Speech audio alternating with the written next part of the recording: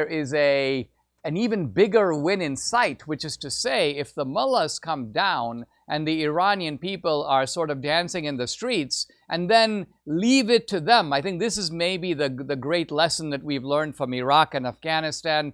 All this, don't go with the if we broke it, we have to own it, and we've got to go in there and we've got to organize tribal meetings and try to figure out how these different tribes get along with each other. We stay out of all that. We let the Iranian people figure that part of it out, and we just kind of hope that they've learned a bitter lesson. And I say a bitter lesson because you and I, not everybody's old enough to remember who listens to this podcast, but you and I are, that at one time, the Iranians, they mobilized in the streets. They pushed out the Shah. Now, Jimmy Carter helped them, but they did it. And they ignored the old conservative maxim that when you have a revolution, you don't always know what's going to happen afterward. You don't know what's going to come next. You might go from the frying pan into the fire, and see how hard it is now to undo all that. You're a serious student of history, Dinesh. It's one of the things I've long admired about you. And I'm reminded of what happened at a critical moment in our own history, in our revolution.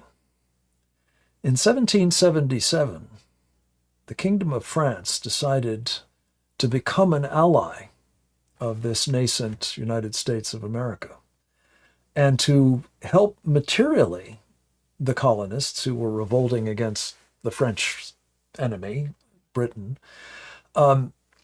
both with material assistance, but also political support, diplomatic assistance, and the like. And it was absolutely decisive. George Washington and his ragged band would never have gotten to Yorktown, let alone defeated the Brits, without the help of the French.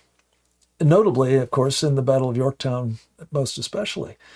And I'm simply saying that a similar kind of support for freedom-aspiring people by our country, with, thankfully, none of the heavy lifting required, because the Israelis are perfectly prepared to provide that, to help further degrade or attrit, if you will, the mullahs and their ability to maintain power, to control and terrorize and otherwise repress the Iranian people.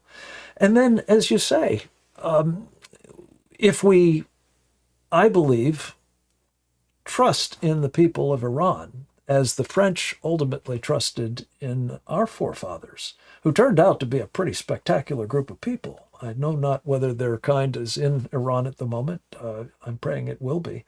But out of it came the greatest nation ever. And we need to remember that it would not have happened without the help of a foreign power that was willing to be supportive.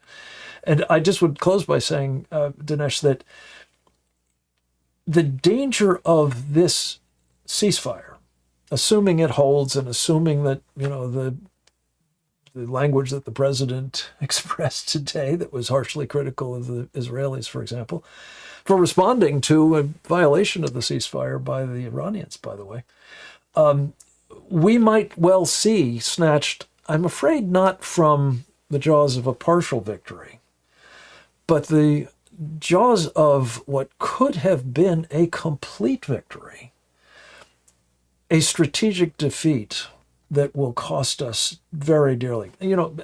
Much of this is about no more endless wars.